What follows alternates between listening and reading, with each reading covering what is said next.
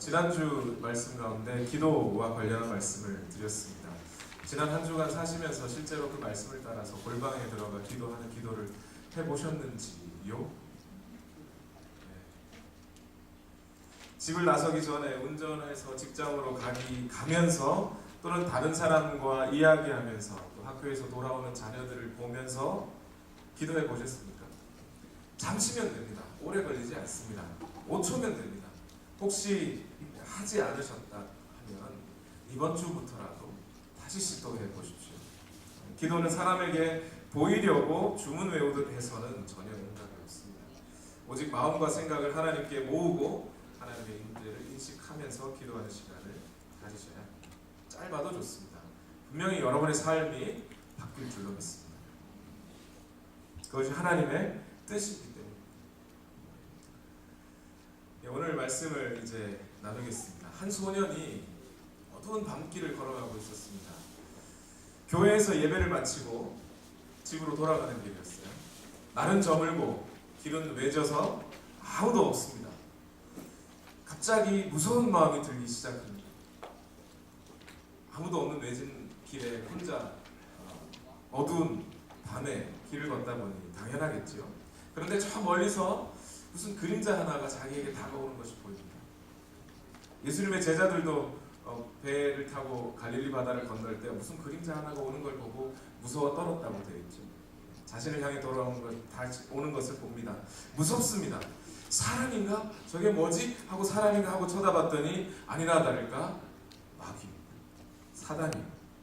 순간 손발이 떨리기 시작합니다. 이렇게 어둡고 외진 길을 왜 나 혼자 왔을까? 왜 지금 혼자 가려고 하는 것일까? 후회가 됩니다. 사단을 물리쳐야 되겠는데 물리칠 방법이 생각이 잘 안 납니다. 갑자기 그 순간 교회에서 배운 찬송가가 생각납니다. 그래서 그 찬송가를 힘차게 부르기로 시작하고 결단하고 사단을 향해 찬송을 부릅니다. 그때 난 생각난 찬송가가 당신은 사랑받기 위해 태어난 사람. 사단이 그 노래소리를 듣고 감동해서 답가를 불러줍니다. 감사해요. 깨닫지 못했었는데 내가 얼마나 소중한 존재야. 요즘 청년들이나 청소년들이 교회 가면 가장 먼저 한국 교회에서 가장 먼저 배우는 찬송이 이 찬양이랍니다. 당신은 사랑받기 위해 태어난 사람. 교회에서 신앙생활을 하는 분들, 교회 가면 제일 먼저 배우는 기도문이 한 가지가 있습니다. 주기도문이에요. 교회에서 하는 신앙의 행습들을 배우고 또 그 행습 따라 우리가 우리 삶에 적용하고 살아가는 것이 우리의 삶인데, 만약 교회에서 배운 기도나 찬송이나 말씀들을 잘못 적용하면 사단에게 당신은 사랑받기 위해 태어난 사람이라고 말을 하게 될 수도 있는 거죠. 주기도문 역시 우리에게 가장 친숙하고 가장 많이 알려져 있고, 교회를 적어도 1년은 다녀본 사람이라면 한 번 정도는 거의 암송을 하고 또 당연히 암송할 줄로 믿습니다. 주일학교 어린 아이들이 무엇인가 성경 구절을 암송하면 주기도문부터 암송하게 돼 있어요. 제 기억으로도 초등학교 3학년인가 4학년 때부터는 제가 늘 암송했던 그 기도문이 주기도문인 것 같아요. 그런데 마치 당신은 사랑받기 위해 태어난 사람이라는 찬송을 사단에게 해주는 것처럼 오늘 주기도문이라고 하는 이 중요하고 우리 신앙의 기본을 이루고 있는, 그리스도인의 삶의 가장 기본을 이루고 있는 이 주기도문의 내용을, 그 풍성함을 충분히 알고 깨닫고 그 속에서 느껴지는 은혜를 통하여 하나님 앞에 이 주기도문의 가이드라인에 따라서 기도하는 사람은 생각보다 적습니다.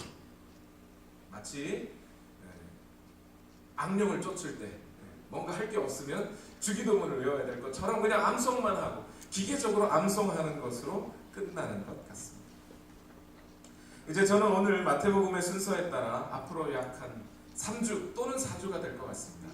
3주 또는 4주 동안 주기도문에 관한 말씀을 나누려고 합니다.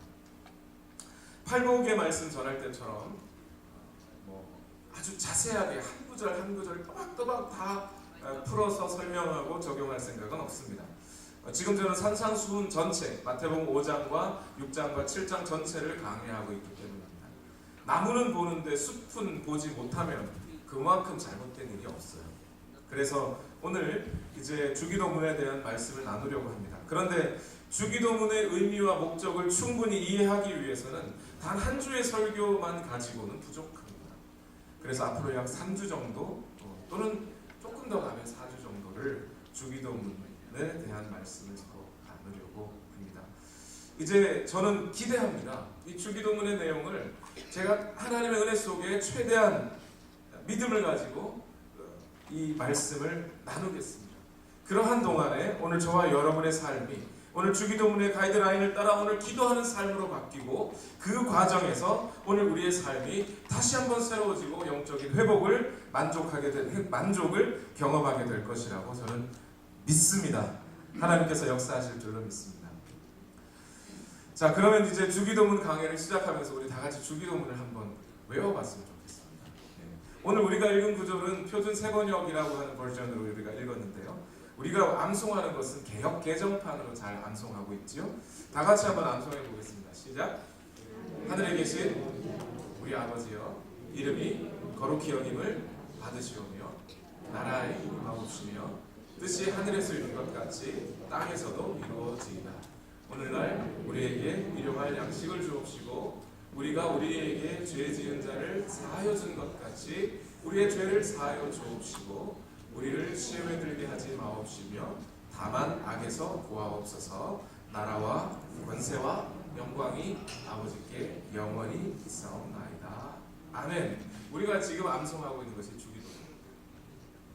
일반적으로 설교를 할 때 성경의 한 구절을 택하고 그 구절의 말씀을 해석하고 오늘 우리 삶에 적용하고, 그래서 좋은 예화들이나 또는 우리 삶에 적용할 수 있는 어떤 실예들이 있으면 그걸 함께 나누면서 보통은 설교를 하게 됩니다.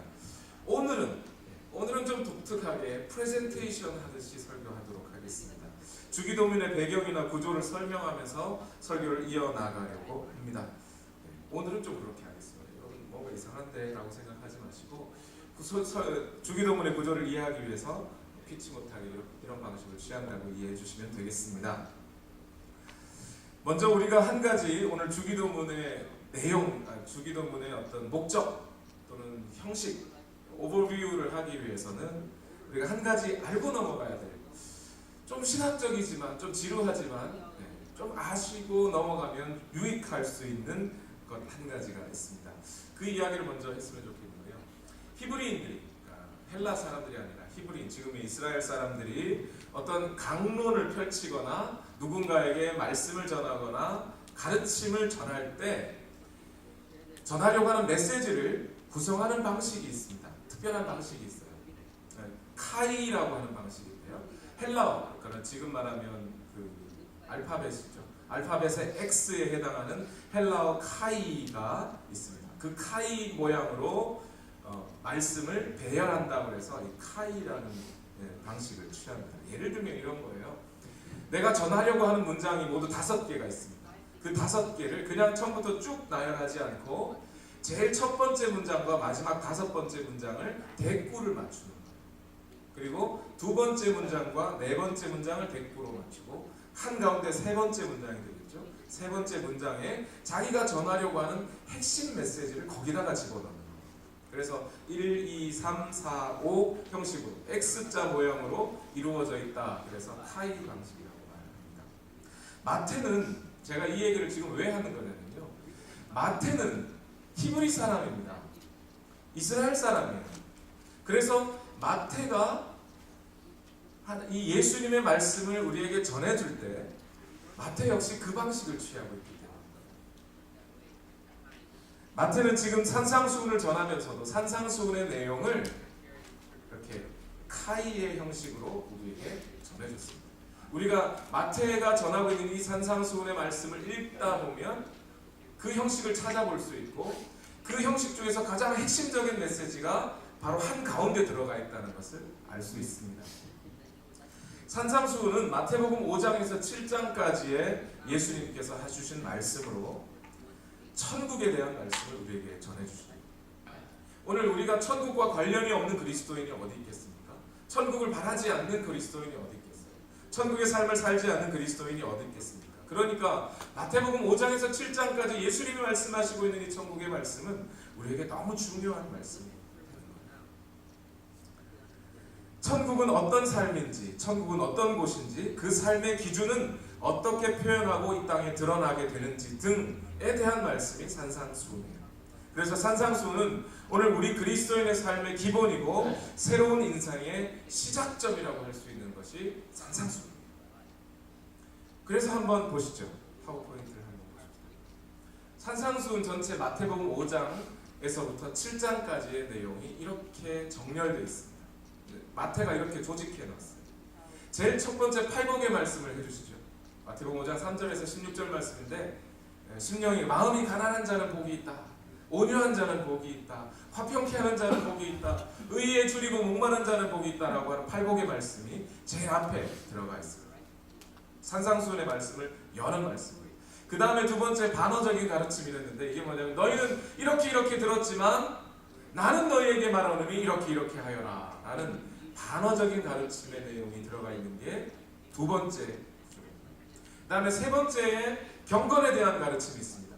너희의 의가 바리새인과 서기관들보다 훨씬 더 나아야 한다. 더 낫지 않으면 결단코 천국에 들어갈 수 없다 라고 하시면서 우리에게 더 나은 의는 어떻게 드러나느냐, 특별히 구제와 기도와 금식에 관한 이야기를 그 중에 하고 있습니다. 그리고 네 번째로는 제1계명, 10계명의 제1계명의 적용의 말씀들을 이어서 해주시고, 그 다음에 결론적으로 어떻게 너희는 살아야 한다라는 권면을 마지막에 해주십니다. 산상수훈 전체 5개를 하나, 둘, 셋, 넷, 5구절로 나눠봤더니 마태가 카이의 형식을 취해서 산상수훈을 전한다면 그 핵심 한가운데 뭐가 있어요? 오늘 우리 지금 읽고 있는 이 본문 마태복음 6장 1절에서 18절 구제와 기도와 금식에 관한 내용이 여기 들어가 있습니다. 그러니까 산상수훈에서 가장 핵심 메시지가 여기 들어가 있습니다. 천국의 삶은 오늘 구제와 기도와 금식이라고 하는 그 중요한 핵심 메시지들 속에서 그것을 우리가 오늘 어떻게 살아내느냐에 따라 오늘 천국의 삶이 오늘 우리 가운데 임재해 있느냐, 우리를 통하여 드러나느냐에 관련되어 있습니다. 그 다음에 조금 더 확대해서 마태복음 6장 1절에서 18절 그 한가운데에 있는 마태복음 산상수훈의 한가운데를 조금 더 확대해서 들여다보면 이렇게 되어 있어요. 6장 2절에서 4절은 구제에 대해서, 기도는 6장 5절에서 15절까지는 기도에 대해서, 그리고 6장 16절에서 18절까지는 금식에 대해서 예수님이 말씀해 주십니다. 구제와 기도와 금식 중에 뭐가 한가운데 있어요? 기도가 한가운데 있어요. 자, 이것도 잘 한번 생각해 보세요, 여러분. 그러면 구제와 기도와 금식 중에 뭐가 핵심이라는 얘기예요? 기도가 핵심입니다. 구제 좋습니다. 잘해야 됩니다. 금식도 좋습니다. 잘해야 됩니다. 그러나 기도가 더 중요하다. 예수님 당시에 바리새인과 서기관들은 그들 자신은 일반 사람들과는 분리되어 있다고 생각했어요. 자신들이야말로 하나님의 나라가 임한다면 사막에 샘이 넘쳐 흐르고 독사굴에 어린이가 손 놓고 장난쳐도 물지 않는 그런 하나님의 나라가 임한다면 그 하나님의 나라는 나 같은 사람이야말로 들어갈 수밖에 없다라고 생각했습니다. 근데 예수님이 오시자마자 그걸 완전히 뒤집어 엎으십니다. 너희 같은 사람이 들어갈 수 있는 게 아니다. 너희처럼 구제를 하더라도 사람들에게 보이려고 구제하고, 기도를 하더라도 시장 한 골목에 서서 사람들에게 보이려고 기도하고, 금식을 해도 얼굴빛을 금식하는 자로 티를 내면서 사람들에게 의를 행하는 그런 자들에게 천국이 주어지지 않는다. 대신 천국은 하나님 앞에 하나님이 보시는 것으로 만족하고 사람에게 보이려고 하는 사람들이 아닌 하나님께 보이려고 구제하는 사람들. 기도도 사람들에게 보이려고 기도하는 것이 아니라 중심으로부터 하나님을 만나고 하나님과 교제하기 위하여 기도하는 사람들. 금식도 자신의 선과 의를 행하는 것이 아니라 하나님께서 받으시는 금식을 하는 사람들. 그런 사람들에게 나야 천국이 임하는 것이다 라고 하고 계십니다. 그래서 구제와 기도와 금식이 있는데 그 중에서도 기도를 예수님은 핵심의 위치에 갖다 놓고 있습니다. 기도가 가장 중요합니다. 그래서 마틴 로이드 존스라고 하는 목사님이 이렇게 말합니다. Man is at his greatest and highest when upon his knees he comes face to face with God. 하나님 앞에 얼굴을 마주대하고 무릎 꿇고 나오는 바로 그 순간, 기도하는 그 순간이 인간의 가장 고귀하고 가장 높은 존엄한 상태에 들어갈 수 있게 된다. 신이신 하나님과 만나 대면하고 기도할 수 있는 순간, 사람이 가서 뭐 하겠습니까? 사람에게 보이는 것이 아니라 하나님을 만나는 바로 그 순간 인간은 가장 존엄하고 가장 고귀한 존재가 된다. 구제 중요합니다. 금식 중요합니다. 그러나 하나님과 교제하여 하나님과 의사를 소통하고, 그래서 기도를 통해 하나님이 부어주시는 사랑이 내 안에 있어야 구제도 가능한 거예요. 금식도 마찬가지로 하나님과 교제하여 하나님과 기도함으로 말미암아 하나님의 생명력이 오늘 우리의 영과 육에 가득 채워져야 우리는 금식도 할 수 있는 거예요. 기도하지 않고 구제와 금식이 이루어질 수가 없습니다. 누가 말했는지 모르지만 기도만이 살 길이라고 말한 것은 정말 맞는 일이에요. 기도는 이만큼 중요합니다. 그래서 지난주에도 기도의 말씀을 전하고 오늘도 기도의 말씀을 전합니다. 여러분 기도하십시오. 시간을 정해놓고 기도하십시오. 또 시간이 정해놓은 시간이 아니더라도 수시로 여러분의 골방으로 들어가 기도하십시오. 기도하는 것이 정말 중요하고 고귀한 일. 그것 이상으로 다른 것이 없습니다. 번역이 원고에는 없는데 잘 통역해 주십시오. 빌리 그레이엄이라는 목사님이 있어요. 한 분이 물었습니다. 당신에게 정말 하나님이 당신이 하나님의 일을 정말 많이 했기 때문에 하나님 앞에 가면 정말 상을 많이 받겠습니다 라고 얘기해 줬더니 빌리 그레이엄이 말합니다. 저는 내 인생에서 너무 후회되고 실패하는 것이 한 가지가 있습니다. 그것은 뭐냐면 더 많은 시간 하나님과 교제하지 못하고 바빠서 사람들만 만났던 것이 후회됩니다. 만약 내가 하나님과 더 많이 만나고 하나님과 더 깊이 만나서 하나님의 은혜와 하나님의 그 생명력과 사랑이 내 안에 가득하였더라면 더 많은 사람들이 나를 통하여 하나님을 경험할 수 있지 않았겠습니까? 라고 얘기합니다. 빌리 그레이엄 같은 목사님도 그런 얘기를 합니다. 오늘 우리 인생에 죽을 때 결코 후회하지 않는 비결은 여러분 더 많은 시간을 하나님과 만나 교제하고 대화하는 시간으로 가지셔야 합니다. 자, 알겠습니다. 이제 기도가 얼마나 중요한지 알겠습니다. 그런데 여러분 살다 보면 이런 분을 만나죠. 이렇게 말하는 분들이 있어요. 아니 당신도 알다시피 나도 기도 참 많이 했어요. 기도가 중요하니까요. 근데 기도를 했는데 어떻게 해요? 아무 일도 일어나지 않아요. 변화가 생기지 않아요. 나도 안 변하고 다른 사람도 안 변해요. 상황도 변하지 않고 나도 변하지 않아요. 이런 분들이 있습니다. 그런 경험을 이렇게 말하는 분들을 만날지기도 하고, 또는 우리 중에 솔직히 말해봅시다. 이런 경험이 있는 분들도 있어요. 실컷 기도는 하는데, 많이 기도는 하는데 나도 안 변하고 상황도 안 변하고 변화가 생기지 않아요. 여기서 우리는 한 가지 중요한 교훈을 얻어야 됩니다. 특히 오늘 주기도문을 배우면서 말씀을 읽으면서 우리가 한 가지 중요한 것이 있습니다. 여러분 구제에 대해서 예수님이 말씀하셨죠. 지지난주 설교입니다. 구제에 대해서 예수님이 말씀하실 때 어떻게 하라고요? 이렇게 하라 그랬어요? 하지 말라 그랬어요? 이렇게 하지 마라. Don't do it this way. 이렇게 말했어요. 이렇게 하지 마라. 이렇게 구제하지 마라. 이렇게 구제하지 마라. 기도할 때도 어떻게 해요? 이렇게 하지 마라. 이렇게 하지 마라.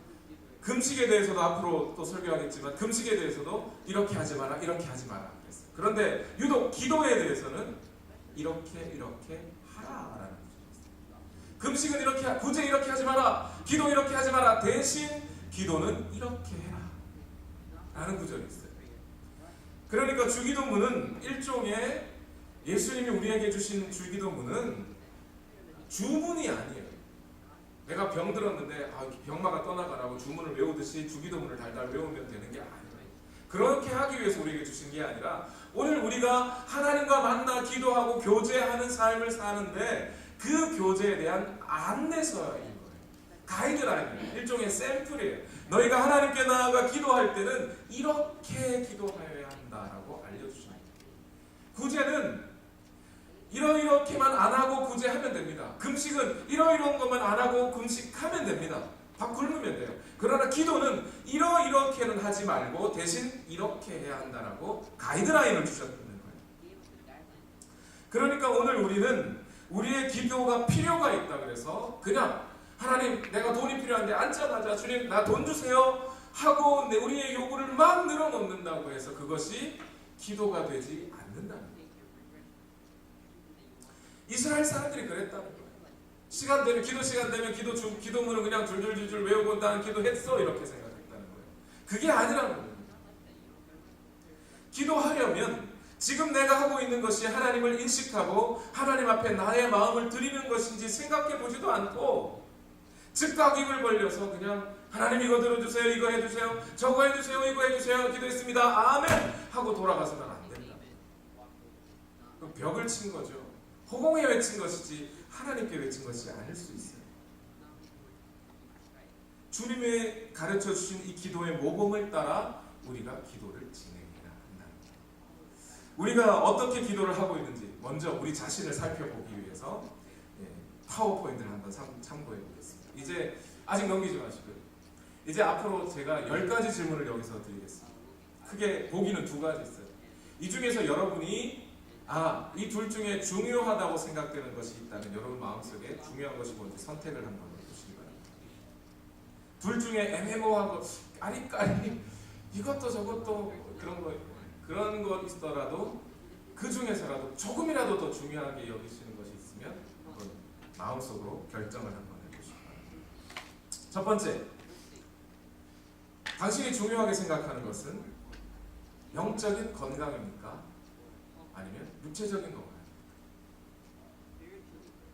두 번째, 당신이 중요하게 생각하는 것, 나의 죄를 발견하는 겁니까? 감춰진 나의 외모를 발견하는 겁니까? 세 번째, 여러분이 중요하게 생각하는 것은 주님과의 관계입니까? 사람들과의 관계입니까? 네 번째, 여러분이 중요하게 생각하는 건 하나님께 용납받는, 용서받는 것입니까? 아니면 직장에서 여러분의 능력을 인정받는 것입니까? 다섯 번째가 여러분이 중요하게 여기는 것은 매일 경건의 시간을 가지고 예수님 앞에 나아가는 것입니까? 아니면 운동하는 겁니까? 여섯 번째, 여러분이 중요하게 여기는 것은 교회를 사랑하는 것입니까? 아니면 여러분이 속한 소시얼 클럽 같은 동호회를 사랑하는 겁니까? 교회 열심히 사랑하십니까? 교회를 잘 다니십니까? 동호회를 더 잘 다니십니까? 몇 번째죠? 7번째인가요? 그 다음, 여러분이 중요하게 생각하는 것은 거룩한 삶을 향한 열정을 갖고 계십니까? 아니면 많이 쉬어야지 하는 휴가를 향한 열정을 갖고 계십니까? 그 다음에요, 여러분이 중요하게 여기는 것, 예배의 감동을 찾는 것입니까? 아니면 나의 강점을 찾는 것입니까? 내가 강점을 찾아서 이 세상에 시골 써먹어야지 이걸 생각하고 계세요? 예배의 감동을 경험하기를 찾고 계세요? 아홉 번째, 여러분이 중요하게 여기는 것은 담대한 전도와 선교입니까? 아니면 여러분의 인권을 담대하게 주장하는 것입니까? 마지막, 여러분이 중요하게 여기는 것은 예수님이 우리에게 맡기신 선교의 사명을 완수하는 것입니까?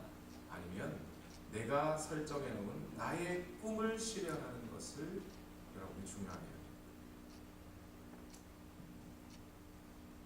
자, 이제 저를 보시죠. 1번, 2번, 저는 하나는 중요하고 하나는 중요하지 않다는 얘기를 하려는 게 아니에요. 둘 다 중요합니다. 그런데 이 둘 중에 우선 중요한 것이 있어요. 이 중에서 여러분이 중요하다고 여기는 것이 1번이었습니까? 2번이었습니까? 1번이었기를 바랍니다. 1번이 많을 수도 있고 2번이 많을 수도 있습니다. 다 중요합니다. 2번은 나쁜 게 아니에요. 2번도 중요합니다. 그러나 1번이 더 중요합니다. 그리고 이 내용들을 잘 생각해 보면 1번의 내용이 이루어지면 2번도 돼요. 2번도 이루어져요. 그런데 2번이 이루어진다고 해서 1번이 이루어지는 건 아니에요.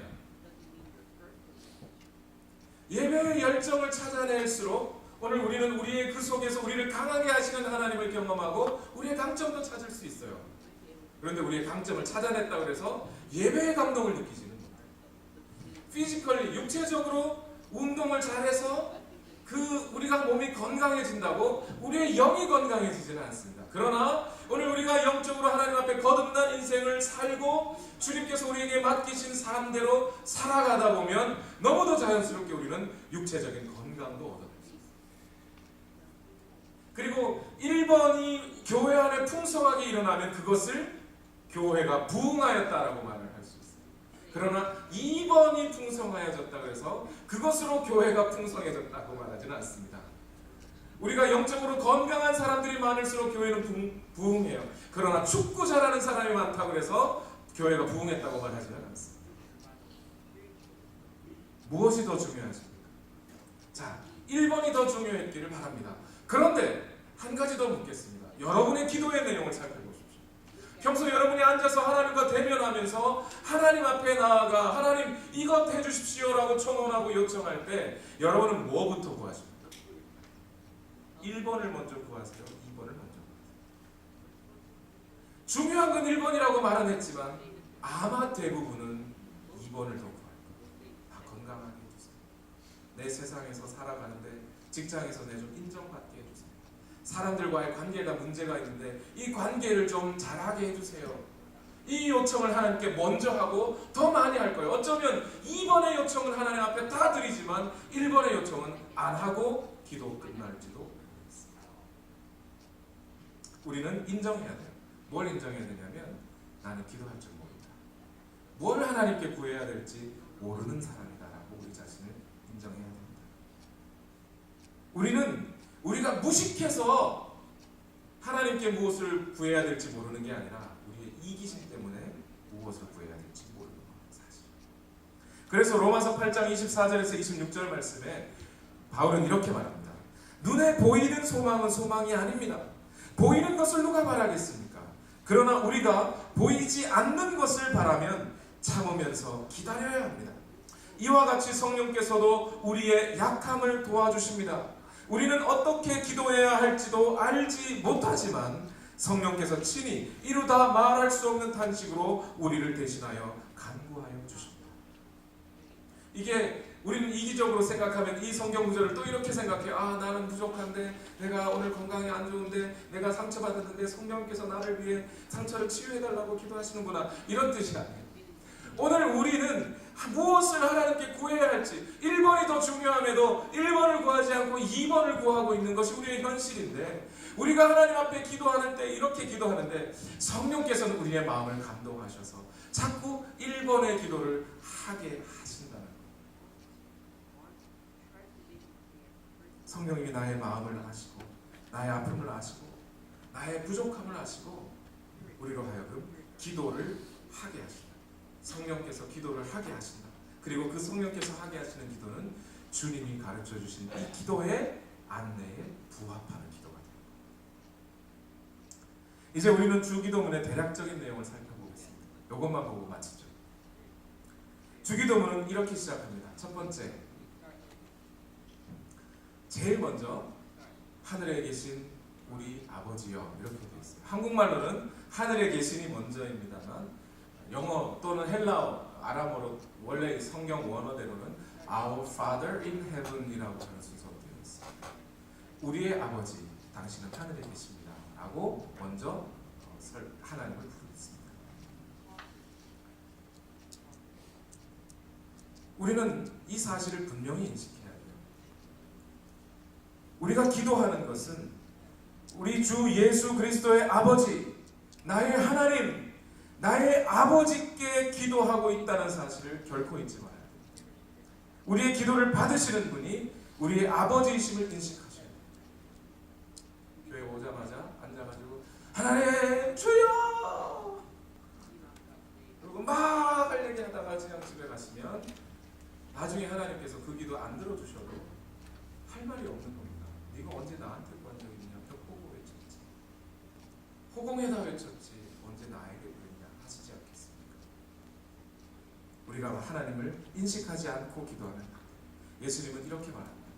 지금 너의 기도를 들으실 분은 너의 아버지시다. 그 아버지에게 아버지를 인식하고 그 하나님이 너의 기도를 듣기 위하여 지금 바로 내가 기도하는 바로 그 자리에 와 계심을 인식하고 그 하나님께 초점을 맞추고 기도하여야 한다. 목사님 눈도장 찍으려고 기도하지 말고 사람 보라고 기도하지 말고 하나님 앞에 기도하라. 생각보다 하나님 앞에 기도하지 않는 사람들이 많아요. 여러분의 기도의 삶을 돌아보세요. 사실 앉자마자 기도하려고 무릎 꿇을 때 하나님 인식하십니까? 두 번째, 이어질 때. 그 다음 주기도문의 내용은 이렇게 이어집니다. 당신, you request, 당신 청원이라고 되어 있는데요. 자, 하늘에 계신 우리 아버지여 한 다음에 뭐라고 하죠? 당신, 하나님 당신의 이름이 거룩히 여겨지기를 바랍니다. 하나님의 나라가 임하기를 원합니다.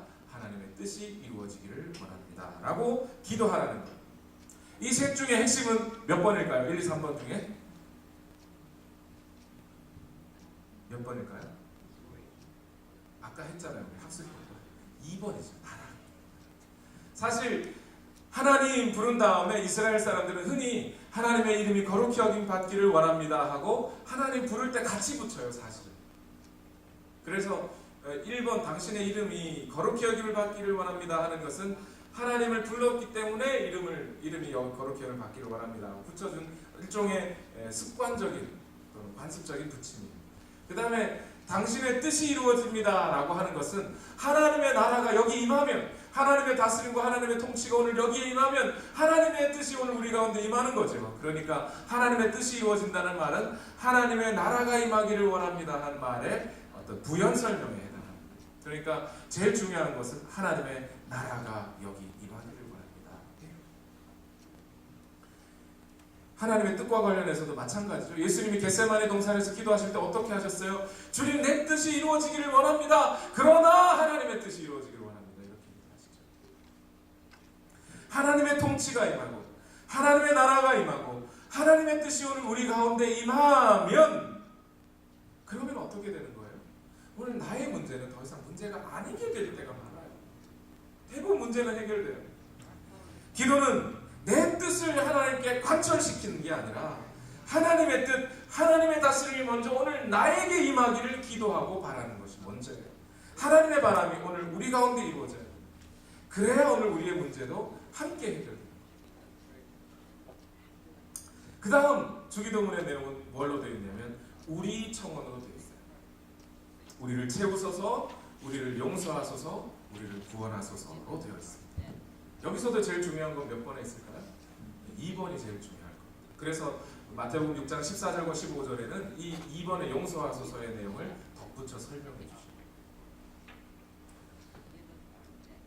그런데 중요하게 우리가 여겨야 될 것은 나의 청원이 아니라 누구의 청원이요? 우리의 청원이요.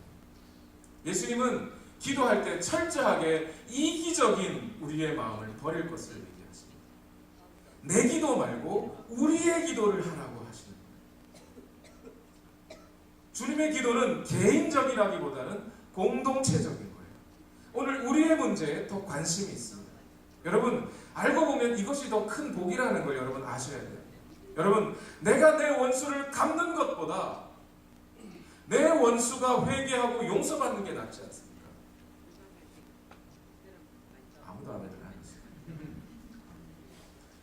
다른 누군가에게 원수일 수 있는 나도 마찬가지 아니겠어요?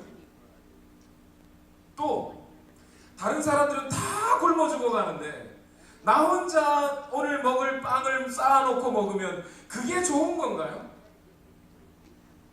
모두가 함께 같이 잘 먹어야 좋은 거죠. 오늘 나 자신, 내 개인의 문제는 우리 모두의 문제, 우리의 관계적인 문제, 우리의 경제적인 문제, 이러한 것들이 함께 해결될 때 나의 문제도 같이 해결될 수 있는 거예요. 인간은 근본적으로 혼자 사는 동물이 아니니까요. 그래서 하나님 예수님은 우리를 위하여 기도하라고 말씀하십니다. 그러면 그 우리 속에 나의 문제는 당연히 해결될 수 있는 거죠. 그리고 이 기도를 하고 예수님은 기도를 마치게 하십니다. 네 번째로 넘어가죠. 그 다음에 주기도문은 송영으로 되어 있어요. 다시 한번 하나님을 찬양하는 거예요. 하나님은 천국의 주인이시고 모든 권세 위에 권세를 가지신 분이시고 영광을 받으시기에 합당한 분이시라고 고백하고 찬송하는 것으로 마무리가 됩니다. 어떤 분들은 그러죠. 기도 실컷 하고 1시간, 2시간, 3시간, 4시간 막 기도하고 돌아서면서 기도는 했는데 진짜 이루어질지 몰라. 3시간, 4시간이 그냥 허공으로 날아간 것과 똑같은 거예요. 감기는 나올지 모르겠는데 암은 나을까? 이렇게 하나님을 인정하지 않았기 때문에 기도 처음부터 다시 해야 되는 거예요. 실컷 먹고 토한 거랑 똑같아요.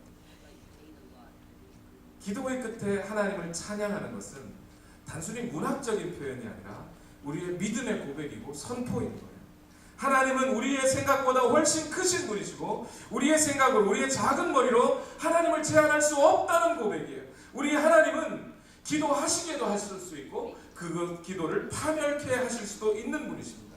하나님은 하늘에 계시고 오늘 우리는 땅에 있다는 것을 다시 한번 고백하고 나의 모든 이 기도는 하나님께서만 이루실 수 있다는 믿음의 고백과 선포가 마지막 주기도문의 송영입니다. 자, 이제 여러분 주기도문의 전체적인 내용이라 여러분의 기도와 오늘 예수님이 가르쳐 주신 기도는 어떻게 차이가 있으세요? 말씀을 맺겠습니다. 여러분, 우리는 기도할 때 우리의 기도를 들으시는 그 하나님을 반드시 인식해야 합니다. 하나님은 전능하시고 영원하시고 복되신 분이십니다. 그분이 바로 우리의 아버지이십니다. 그 전지전능하신 분이 아버지이시기 때문에 그 하나님은 오늘 우리의 모든 필요를 알고 계시고 우리에게 가장 필요한 것이 무엇인지 친히 아셔서 우리에게 유익한 것으로 주시려고 하시는 분이십니다. 우리의 모든 탄식을 들으시고 우리를 영원한 사랑으로 사랑하시는 그 하나님, 누구보다도, 아니 어쩌면 우리 자신보다도 우리를 더 사랑하시는 그 하나님이 오늘 우리에게 그 하나님의 뜻과 하나님의 선하신 의와 나라가 우리 가운데 임하기를 원하고 계십니다. 그렇게 임하기만 하면 오늘 우리의 문제는 해결되게 되어 있습니다. 예수님은 이렇게 기도하라고 하십니다. 이제 기도하실 때마다 이 주기도문의 안내에 따라 기도하시길 바랍니다. 성령의 감동을 따라가시기 바랍니다. 그러할 때 여러분은 분명히 여러분 자신이 새로운 변화를 맞이하는 경험을 하게 되실 것을 믿습니다. 다 같이 기도하겠습니다. 우리는 이 시간 주기도문의 대략적인 이야기를 들었습니다. 이제 우리의 기도의 삶이 바뀌기를 원합니다. 구제도 기도해야 하고 금식도 기도해야 하고 오늘 우리가 우리의 의로운 삶을 살아내기 위하여 그리스도인답게 살아내기 위하여는 오늘 우리는 기도해야 하는데 우리가 기도를 잘못하면 안 됩니다. 오늘 이 시간 주님 앞에 두 눈을 감으신 여러분, 우리 시간 다 같이 함께 기도하실 때에 먼저 이 하나님 아버지를 인식하십시오. 바로 지금 이 순간에 여러분이 두 눈을 감고 여러분의 마음을 하나님 앞에